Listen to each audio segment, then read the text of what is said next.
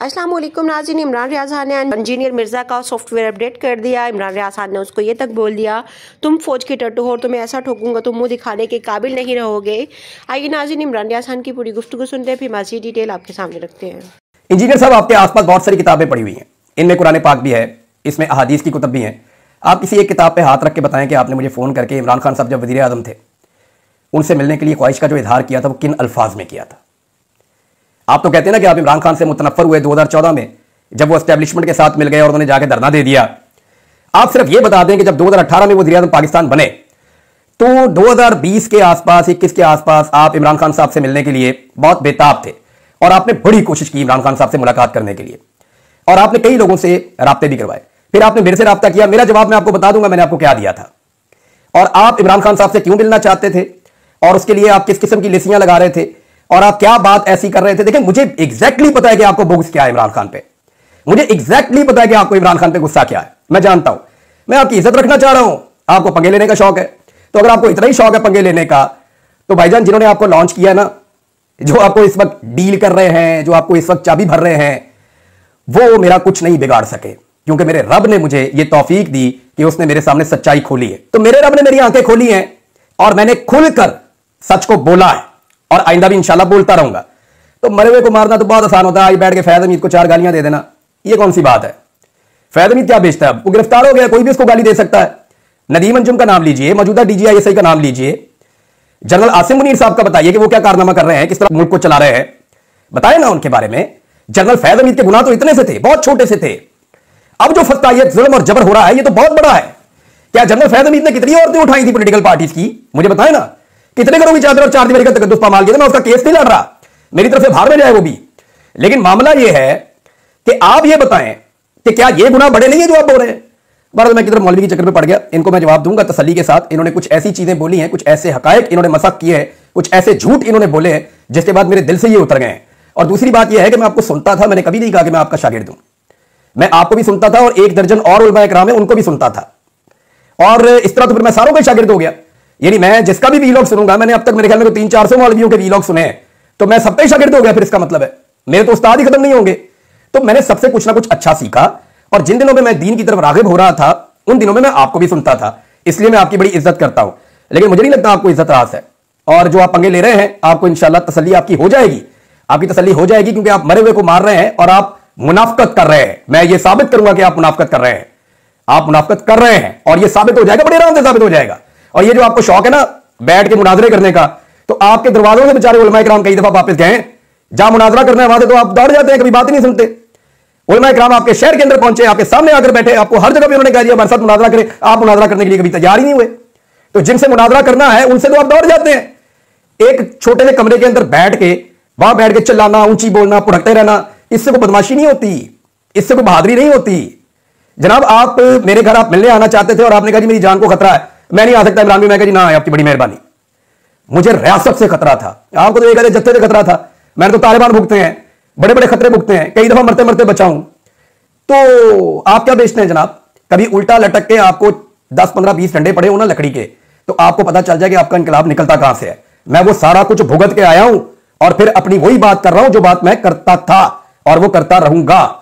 तो आपने मुझे माफ नहीं करना मेरे गुनाहों पे, मेरे रब ने मुझे माफ करना है मेरे गुनाहों पे। जो आपका अंदाज है ना बोलने का, जो बदतमीजी का आपका तरीकाकार है, आप ना मजबूर करेंगे कौम आपको उसी तरह मुखातिब करना शुरू कर दे। अपनी इज्जत करें दूसरों की और अपनी इज्जत करवाएं आप, यही आपके लिए बेहतर होगा। इंजीनियर साहब आपके आसपास बहुत सारी किताबें पड़ी हुई हैं, इनमें कुरान पाक भी है, इसमें अहादीस की कुतुब भी हैं। आप किसी एक किताब पे हाथ रख के बताएं कि आपने मुझे फोन करके इमरान खान साहब जब वज़ीर आज़म थे उनसे मिलने के लिए ख्वाहिश का जो इजहार किया था वो किन अल्फाज में किया था। आप तो कहते हैं ना कि आप इमरान खान से मुतनफ़र हुए 2014 में जब वो एस्टेब्लिशमेंट के साथ मिल गए और उन्होंने जाके धरना दे दिया। आप सिर्फ ये बता दें कि जब 2018 में वज़ीर आज़म पाकिस्तान बने तो 2020 के आसपास 21 के आसपास आप इमरान खान साहब से मिलने के लिए बहुत बेताब थे और आपने बड़ी कोशिश की इमरान खान साहब से मुलाकात करने के लिए और आपने कई लोगों से राब्ते भी करवाए। फिर आपने मेरे से राब्ता किया, मेरा जवाब मैं आपको बता दूंगा मैंने आपको क्या दिया था और आप इमरान खान साहब से क्यों मिलना चाहते थे और उसके लिए आप किस किस्म की लिसियां लगा रहे थे और आप क्या बात ऐसी कर रहे थे। देखिए, मुझे एग्जैक्टली पता है कि आपको बुग़्ज़ क्या है इमरान खान पे, मुझे एग्जैक्टली पता है कि आपको इमरान खान पे गुस्सा क्या है। मैं जानता हूं, मैं आपकी इज्जत रखना चाह रहा हूं, आपको पंगे लेने का शौक है। तो अगर आपको इतना ही शौक है पंगे लेने का तो भाईजान जिन्होंने आपको लॉन्च किया ना, जो आपको इस वक्त डील कर रहे हैं, जो आपको इस वक्त चाबी भर रहे हैं, वो मेरा कुछ नहीं बिगाड़ सके, क्योंकि मेरे रब ने मुझे ये तौफीक दी कि उसने मेरे सामने सच्चाई खोली है। तो मेरे रब ने मेरी आंखें खोली हैं और मैंने खुलकर सच को बोला है और आइंदा भी इंशाल्लाह बोलता रहूंगा। तो मरे हुए को मारना तो बहुत आसान होता है, आज बैठ के फैज़ हमीद को 4 गालियां दे देना, ये कौन सी बात है? फैज़ हमीद क्या बेचता है? वो गिरफ्तार हो गया, कोई भी उसको गाली दे सकता है। नदीम अंजुम का नाम लीजिए, मौजूदा DGI का नाम लीजिए, जनरल आसिम मुनीर साहब का बताइए कि वो क्या कारनामा कर रहे हैं, किस तरह मुल्क को चला रहे हैं, बताए ना उनके बारे में। जनरल फैज़ हमीद के गुनाह तो इतने से थे, बहुत छोटे से थे। अब जो फतवा ये जुल्म और जबर हो रहा है, ये तो बहुत बड़ा है। क्या जनरल फैज़ हमीद ने कितनी औरतें उठाई थी पॉलिटिकल पार्टीज की? मुझे बताए ना, कितने घरों की चादर और 4 दीवारी का तकद्दुस पामाल किया था। मैं उसका केस नहीं लड़ रहा, मेरी तरफ से बाहर में जाए वो भी, लेकिन मामला ये है कि आप ये बताएं कि क्या ये गुनाह बड़े नहीं है जो आप बोल रहे हैं? बहरहाल मैं किधर मौलवी के चक्कर में पड़ गया, इनको मैं जवाब दूंगा तसल्ली के साथ। इन्होंने कुछ ऐसी चीजें बोली हैं, कुछ ऐसे हकायक इन्होंने मसक किए हैं, कुछ ऐसे झूठ इन्होंने बोले हैं जिसके बाद मेरे दिल से ये उतर गए हैं। और दूसरी बात यह है कि मैं आपको सुनता था, मैंने कभी नहीं कहा कि मैं आपका शागिर्द हूं।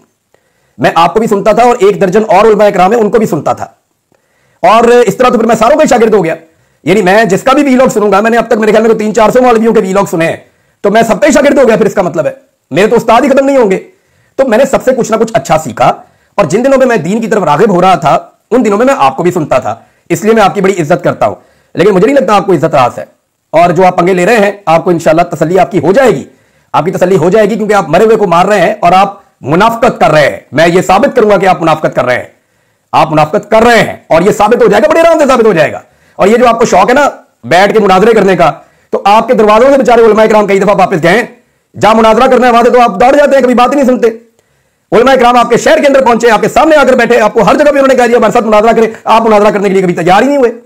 तो जिनसे मुनाजरा करना है उनसे तो आप दौड़ जाते हैं। एक छोटे से कमरे के अंदर बैठ के वहां बैठ के चिल्लाना, ऊंची बोलना, पुढ़कते रहना, इससे कोई बदमाशी नहीं होती, इससे कोई बहादुरी नहीं होती।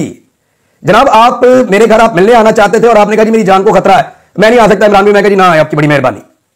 मुझे रियासत से खतरा था, आपको तो एक आधे जत्थे से खतरा था, मैंने तो तालिबान भुगते हैं, बड़े बड़े खतरे भुगते हैं, कई दफा मरते मरते बचा हूं। तो आप क्या बेचते हैं जनाब? कभी उल्टा लटक के आपको 10, 15, 20 डंडे पड़े हो ना लकड़ी के, तो आपको पता चल जाए कि आपका इनकलाब निकलता कहां से है। मैं वो सारा कुछ भुगत के आया हूं और फिर अपनी वही बात कर रहा हूं जो बात मैं करता था और वो करता रहूंगा। तो आपने मुझे माफ नहीं करना मेरे गुनाहों पे, मेरे रब ने मुझे माफ करना है मेरे गुनाहों पे। जो आपका अंदाज है ना बोलने का, जो बदतमीजी का आपका तरीकाकार है, आप ना मजबूर करेंगे कौम आपको उसी तरह मुखातिब करना शुरू कर दे। अपनी इज्जत करें दूसरों की और अपनी इज्जत करवाएं आप, यही आपके लिए बेहतर होगा। छोटे से कमरे के अंदर बैठ के वहां बैठ के चिल्लाना, ऊंची बोलना, पुढ़कते रहना, इससे कोई बदमाशी नहीं होती, इससे कोई बहादुरी नहीं होती। जनाब आप मेरे घर आप मिलने आना चाहते थे और आपने कहा जी मेरी जान को खतरा है, मैं नहीं आ सकता इमरान भाई। मैं कहा जी ना, आपकी बड़ी मेहरबानी। जी तो नाज़रीन ये थी आज की वीडियो। उम्मीद करती हूँ आप लोगों को वीडियो अच्छी लगी होगी। वीडियो के बारे में अपना फीडबैक जरूर दीजिएगा। मिलते हैं अगली वीडियो में, तब तक के लिए खुदा हाफिज़।